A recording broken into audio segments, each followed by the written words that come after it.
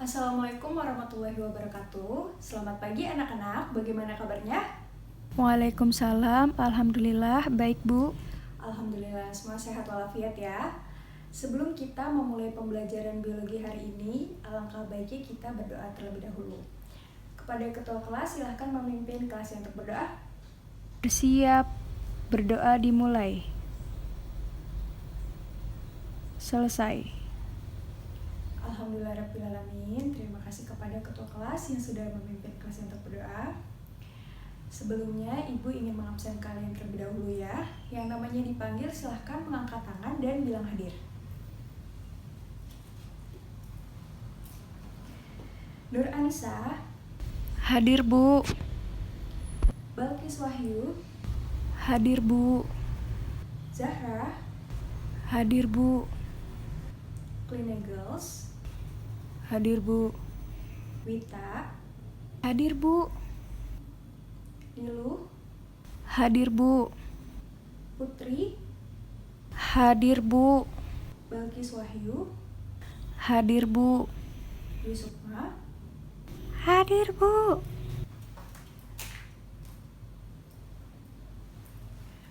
Alhamdulillah semuanya masuk pada hari ini ya. Sebelum kita memasuki materi pada hari ini, sebelumnya Ibu akan menampilkan sebuah tayangan. Tayangan ini berisi gambar dari 2 buah semangka. Dari 2 buah semangka ini bisa kita lihat perbedaannya, bahwa semangka yang satu adalah semangka dengan biji, sedangkan semangka yang satunya lagi semangka tanpa biji. Yang menjadi pertanyaannya sekarang adalah, mengapa bisa terbentuk semangka tanpa biji? Padahal seperti yang kita ketahui, semangka itu banyak sekali bijinya. Apakah ada yang tahu jawabannya? Silahkan angkat tangan. Ibu, saya ingin mencoba menjawab. Ya, silahkan Nur Anissa. Terbentuknya buah semangka tanpa biji disebabkan oleh proses mutasi, Bu. Betul sekali Nur Anissa, terima kasih atas jawabannya. Jadi, semangka tanpa biji ini dihasilkan dari proses mutasi buatan yang dihasilkan oleh manusia dengan teknologi yaitu pemberian kolkisin. Nah, pemberian kolkisin ini mempengaruhi jumlah set kromosom pada semangka sehingga dihasilkanlah buah tanpa biji. Dari sini apakah ada pertanyaan? Bu, saya ingin bertanya. Ya, silahkan Dwi Sukma. Selain buah semangka yang sudah Ibu jelaskan, apakah ada buah lain yang juga menghasilkan buah tanpa biji, Bu? Baik, terima kasih Dwi Sukma atas pertanyaannya. Pertanyaan yang bagus sekali. Jadi tentu saja ada buah-buahan lain yang dihasilkan juga buah tanpa biji. Contohnya adalah buah apel, buah stroberi, dan buah tomat. Nah, jadi dari sini kita bisa tahu ya, peran dari proses mutasi adalah berperan dalam menghasilkan variasi pada tumbuhan. Nah, sampai sini apakah ada pertanyaan? Tidak ada, Bu. Hari ini kita akan belajar mengenai mutasi. Sebelumnya Ibu akan membagi kalian menjadi beberapa kelompok. Setiap kelompok terdiri dari 2-3 orang. Nanti masing-masing kelompok akan Ibu berikan LKPD dan bahan ajar yang akan kalian jadikan sebagai bahan diskusi. Sampai sini apakah ada pertanyaan? Tidak ada, Bu. Baik, kalau tidak ada pertanyaan, silahkan kalian berkumpul dengan kelompok masing-masing ya. Bagaimana anak-anak? Apakah kalian sudah berkumpul dengan kelompok kalian? Sudah, Bu Guru. Baik, kalau begitu, hari ini kita akan membahas seputar mutasi. Adapun yang akan kita bahas hari ini adalah yang pertama, mengenai pengertian mutasi. Yang kedua, mengenai syarat terjadinya mutasi, dan yang terakhir, mengenai macam-macam mutasi. Yang pertama, kita akan mempelajari mengenai pengertian mutasi. Ibu ingin bertanya terlebih dahulu kepada kalian. Apakah ada yang tahu apa itu mutasi? Silahkan yang bisa menjawab, angkat tangan. Bu, saya ingin menjawab. Ya, silahkan Nilu Chandrika. Saya Nilu dari kelompok 1. Mutasi adalah perubahan materi genetik, Bu.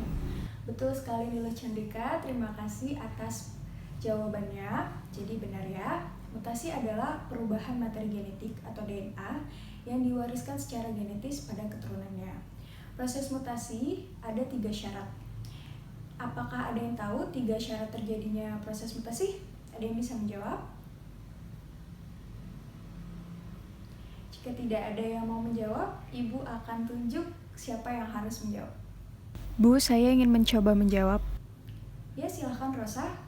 3 syarat terjadinya mutasi. Yang pertama adanya perubahan materi genetik, yang kedua perubahan dapat diperbaiki, dan hasil keturunan gak bisa diwariskan, Bu. Terima kasih Rosa atas jawabannya. Jawabannya hampir benar, maka Ibu akan sempurnakan. Jadi ada 3 syarat terjadinya mutasi. Yang pertama, perubahan materi genetik atau DNA. Yang kedua, perubahan tersebut dapat atau tidak dapat diperbaiki. Dan yang terakhir, perubahan tersebut dapat diwariskan secara genetis pada keturunannya. Sampai sini apakah ada pertanyaan? Ibu, saya ingin bertanya. Ya, silakan Zahra. Apakah yang terjadi jika salah satu syarat tersebut tidak terwujud, Bu? Baik, terima kasih Zahra atas pertanyaannya, bagus sekali. Jadi, bagaimana jika salah satu syarat tersebut tidak terwujud? Jika salah satu syarat tersebut tidak terwujud atau terjadi, maka proses mutasi pun juga tidak akan terjadi, sebab ketiga syarat tersebut saling berkaitan. Begitu. Jika salah satu syarat tersebut tidak terjadi atau tidak terwujud, maka proses mutasi pun juga tidak akan terwujud. Begitu. Apakah ada yang ingin bertanya lagi? Tidak ada, Bu. Baik, jika tidak ada pertanyaan, maka Ibu akan lanjutkan ya. Baik, selanjutnya akan Ibu lanjutkan penjelasannya. Kemudian kita akan membahas mengenai macam-macam mutasi. Berdasarkan tempat terjadinya mutasi, mutasi dibagi menjadi 2, yaitu ada mutasi genetik dan ada mutasi somatik.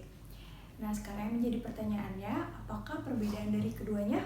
Ada yang tahu? Ada yang bisa menjawab? Ibu, saya ingin menjawab. Ya, silakan Lestari. Mutasi genetik terjadi pada sel kelamin, mutasi somatik pada sel tubuh, Bu. Betul sekali Lestari jawabannya. Terima kasih. Jadi perbedaan antara mutasi somatik dengan mutasi genetis adalah kalau mutasi genetik terjadi pada sel kelamin, sedangkan mutasi somatik terjadi pada sel tubuh.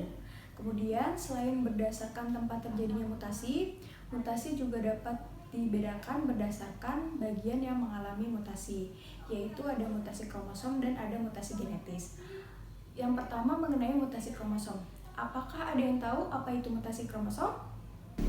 Ibu, saya ingin menjawab. Ya, silakan Bakis.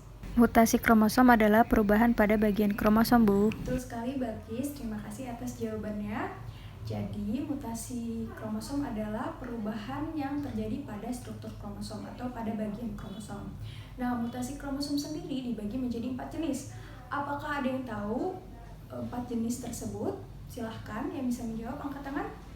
Ibu, saya tahu jawabannya. Ya, silahkan Clinic Girls. Jenis perubahan tersebut adalah delesi, duplikasi, inversi, dan translokasi, Bu. Betul sekali Clinic Girls, terima kasih atas jawabannya. Jadi 4 jenis mutasi kromosom itu, yang pertama ada delesi, yang kedua ada yang namanya duplikasi, yang ketiga ada yang namanya translokasi, dan yang terakhir ada yang namanya inversi. Untuk lebih jelasnya akan Ibu jelaskan. Jadi yang pertama ada yang namanya delesi. Delesi itu berarti delete. Ada penghilangan dari bagian kromosom atau struktur kromosom. Misalnya contohnya begini, akan Ibu tuliskan di dalam papan tulis. Jadi yang pertama itu adalah delesi. Misalnya ada kromosom dengan kode A, B, C, D, E. Kemudian kromosom ini akan mengalami mutasi delesi, yaitu misalnya pada bagian C. Maka nanti akan mutasi tersebut akan menghasilkan kromosom sendiri.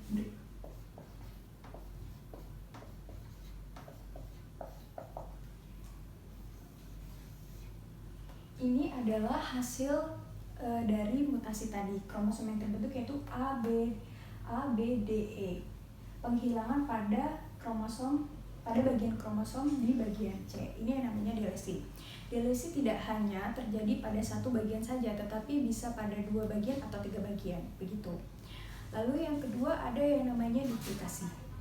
Duplikasi itu berarti adanya penggandaan pada bagian kromosom atau struktur kromosom. Contohnya begini, akan Ibu tuliskan di dalam tulis.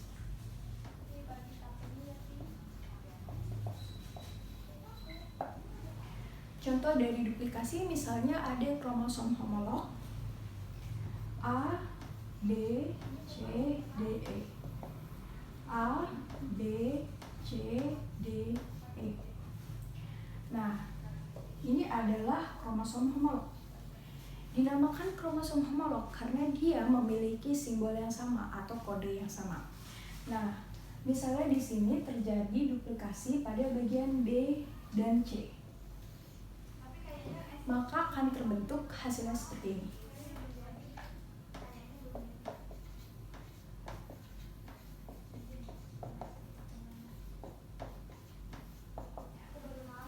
Mengapa bisa dihasilkan atau terbentuk seperti ini? Yang pertama, pada kromosom homolog bagian atas, dia mengalami duplikasi pada bagian BC, sehingga BC ini mengalami penggandaan. Sedangkan yang di bawah hasilnya menjadi ADE. Mengapa? Karena dia mengalami delesi begitu. Sampai sini paham ya? Ada yang ingin bertanya? Tidak, Bu. Baik, jika tidak ada pertanyaan, maka akan Ibu lanjutkan penjelasannya. Kemudian yang ketiga, ada yang namanya translokasi. Translokasi adalah proses mutasi yang terjadi pada kromosom non-homolog. Contohnya misalnya begini, akan Ibu tuliskan pada papan tulis.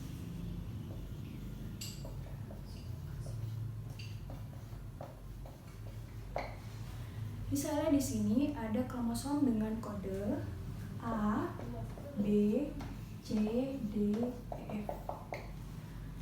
Kemudian ada kromosom non-homolog dengan kode G, H, I, J, K, L.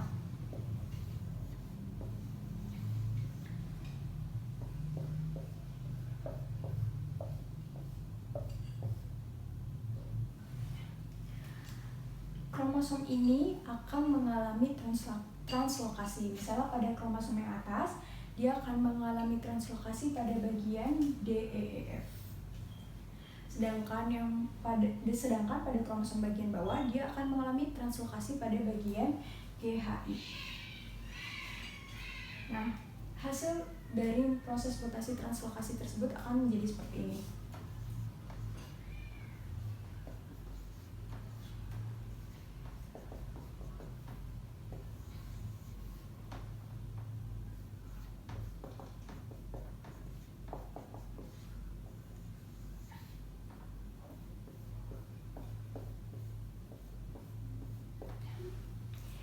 Ini yang dinamakan dengan translokasi, yaitu ada perpindahan dari bagian kromosom, tetapi kromosomnya kromosom non-homolog. Sampai sini apakah ada yang ingin bertanya? Baik, jika tidak ada, Ibu lanjutkan. Kemudian yang keempat, ada yang namanya inversi. Inversi itu sama perpindahan bagian kromosom, tetapi perpindahannya terjadi secara terbalik. Nah, inversi sendiri dibagi menjadi dua. Ada inversi parasentrik dan ada inversi perisentrik. Apa perbedaan dari keduanya? Yang pertama, inversi parasentrik. Inversi parasentrik itu adalah perpindahan dari bagian kromosom, tetapi perpindahannya tidak melewati atau melalui lengan kromosom. Misalnya contohnya sebagai berikut. Akan Ibu tuliskan di dalam papan tulis. Pertama, inversi parasentrik. Misalnya di sini ada kromosom dengan kode A, B, C, D, E. Ya. Kromosom ini memiliki lengan kromosom pada bagian sini. Di antara kode C dan kode D itu ada lengan kromosom. Kemudian kromosom ini akan mengalami inversi parasentrik di bagian D dan E. Ini ditambahkan satu ya supaya enak. Nah, karena terjadi inversi parasentrik di bagian D dan E, maka hasilnya akan menjadi seperti ini.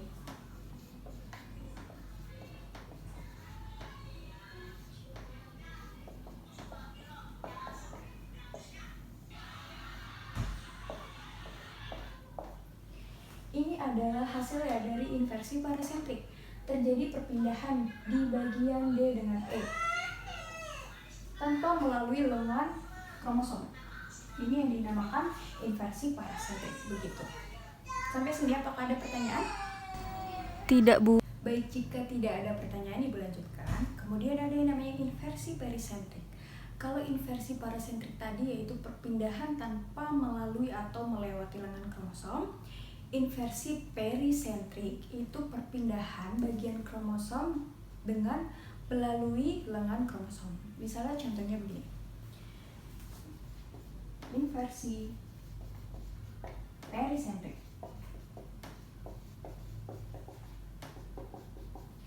Misalnya ada kromosom dengan kode A, B, C, D, E, F.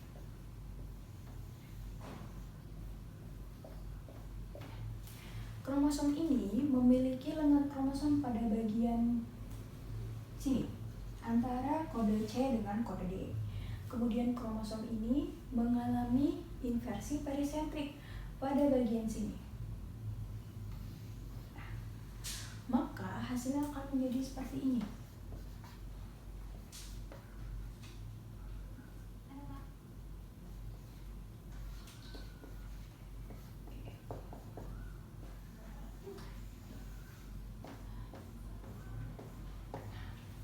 Ini adalah hasilnya dari inversi perisentrik kromosom ini, yaitu A, D, C, B, E, F. Terjadi perpindahan antara D, C, B. Karena tadi bagian yang mengalami inversi perisentrik yaitu B, C, D. Jadi hasilnya seperti ini. Lalu lengan kromosomnya ada di sini. Ini akibat dari inversi perisentrik karena perpindahannya secara terbalik. Sampai sini apakah ada yang ingin bertanya? Baik, jika tidak ada yang ingin bertanya, Ibu lanjutkan. Kemudian ada yang namanya mutasi gen. Kalau tadi mutasi kromosom yaitu perubahan pada bagian atau struktur kromosom, yang ini mutasi gen. Apakah ada yang tahu apa itu mutasi gen? Bu, saya ingin mencoba menjawab. Ya, silahkan Putri. Mutasi gen adalah perubahan permanen dalam urutan DNA yang membentuk gen, sehingga urutannya berbeda dari apa yang ditemukan, Bu. Baik, terima kasih Putri atas jawabannya. Jadi benar ya, pengertian dari mutasi gen adalah mutasi yang terjadi pada kode genetik, yaitu pada basa nitrogen. Di mana basa nitrogen itu dibagi menjadi dua, ada basa purin dan ada basa pyrimidin. Basa purin terdiri atas adenin dan guanin, sedangkan basa pyrimidin terdiri dari sitosin dan timin. Nah, sama seperti mutasi kromosom, mutasi gen juga dibagi menjadi 4 jenis. Apakah ada yang tahu 4 jenis dari mutasi gen? Silahkan yang bisa menjawab angkat tangan. Bu, saya ingin menjawab. Ya, silahkan Mita. 4 jenis tersebut yaitu substitusi, adisi, insersi, dan delisi, Bu. Baik, terima kasih Rita atas jawabannya. Jadi benar ya anak-anak, ada 4 jenis mutasi gen.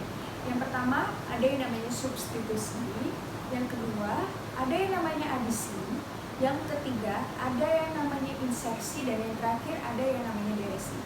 Yang pertama kita membahas mengenai substitusi. Substitusi yaitu mutasi gen yang terjadi karena ada kesalahan pasangan basa. Nah, untuk substitusi sendiri itu dibagi menjadi dua. Ada yang namanya transisi dan ada yang namanya transversi.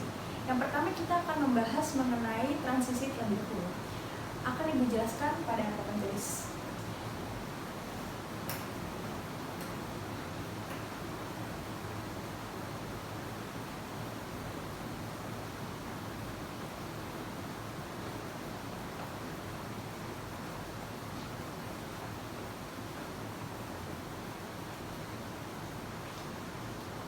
Jadi yang pertama mengenai transisi. Kita bahas dulu yang pertama mengenai transisi.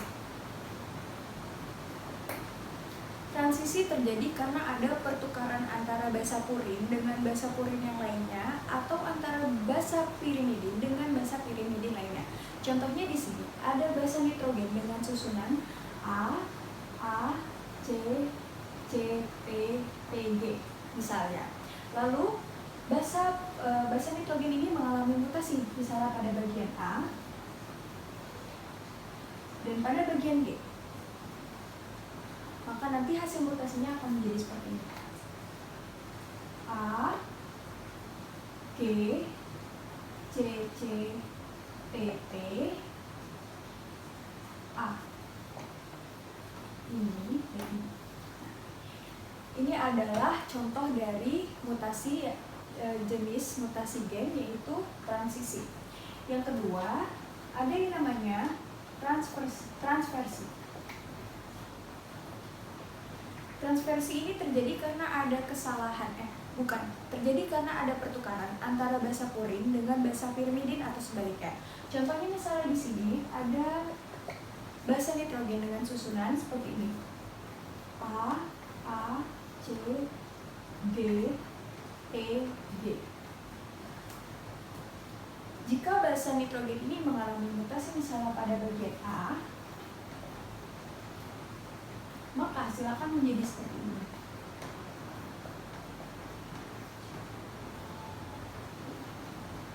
Ini yang dinamakan dengan transversi. Ada pertukaran antara basa purin dengan basa pirimidin atau sebaliknya.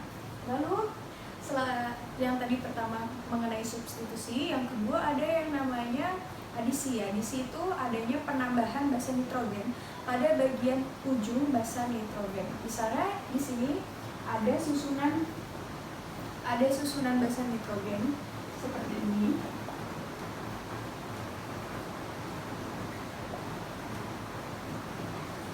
Jika basa nitrogen ini mengalami mutasi yaitu adisi, maka hasilnya akan menjadi seperti ini.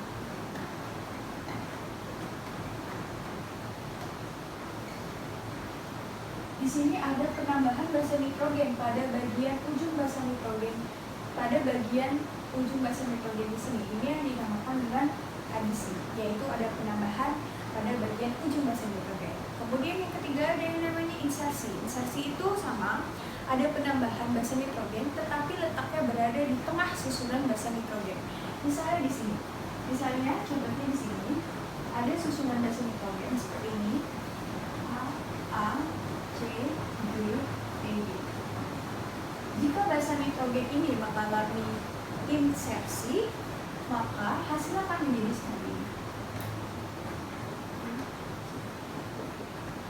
Di sini ada penambahan basa nitrogen pada susunan basa nitrogen yang berada pada bagian tengah. Ini yang namanya insersi. Kemudian yang terakhir ada yang namanya delesi. Delesi itu adalah penghilangan. Berarti ada penghilangan dari susunan basa nitrogen. Misalnya di sini ada susunan basa nitrogen A, P, G, C, E, G.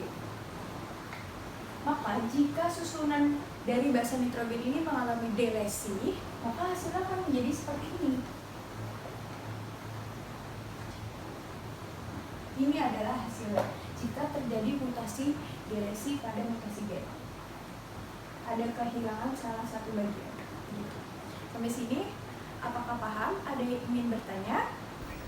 Tidak, Bu. Baik, jika tidak ada yang ingin ditanyakan, silahkan masing-masing kelompok membaca materi mengenai mutasi kromosom dan mutasi gen. Kemudian diskusikanlah mengenai pertanyaan yang berada pada LKPD dengan kelompok masing-masing. Lalu setelah kalian mendiskusikan pertanyaan yang berada di LKPD, perwakilan dari masing-masing kelompok harus memaparkan hasil jawabannya. Sampai sini apakah ada yang ingin bertanya lagi?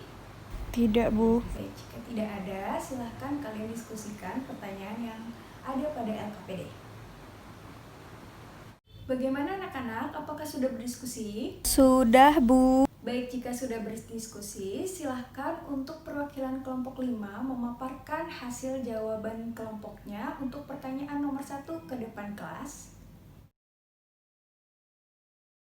Baik, terima kasih untuk perwakilan kelompok 5 yang sudah memaparkan hasil jawabannya ke depan kelas. Mari kita berikan apresiasi untuk mereka yang sudah mampu menjawab pertanyaan 1. Jadi sudah jelas ya, nomor 1 berkaitan tentang pengertian mutasi dan syarat terjadinya mutasi. Jadi sudah Ibu jelaskan di awal bahwa mutasi adalah perubahan materi genetik atau DNA secara genetis yang dapat diwariskan kepada keturunannya.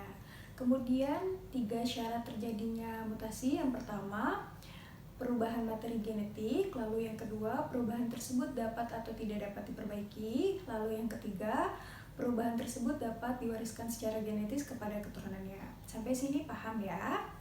Kemudian mari kita lanjutkan untuk pertanyaan nomor 2. Silahkan kelompok 2 memaparkan hasil jawabannya ke depan kelas perwakilannya. Baik, terima kasih kepada perwakilan kelompok 2 yang sudah memaparkan hasil jawaban dari pertanyaan nomor 2. Mari kita berikan apresiasi kepada kelompok 2 karena sudah mampu menjawab pertanyaan nomor 2 dengan benar. Nah, untuk pertanyaan nomor 2 berkaitan dengan pengertian dari delesi pada mutasi gen. Sudah Ibu jelaskan bahwa delesi pada mutasi gen artinya adalah penghilangan basa nitrogen pada susunan basa nitrogen sebelumnya. Sampai sini apakah ada yang ingin ditanyakan? Tidak, Bu. Baik, jika tidak ada yang ingin ditanyakan, Ibu cukupkan sampai di sini. Tugas kalian selanjutnya adalah membaca mengenai kelainan yang terjadi karena adanya proses mutasi. Baik, untuk selanjutnya silahkan kalian mengumpulkan kembali LKPD dan bahan ajar yang sudah Ibu bagikan di awal tadi. Jika sudah, terima kasih untuk hari ini. Kurang lebihnya mohon maaf. Wassalamualaikum warahmatullahi wabarakatuh.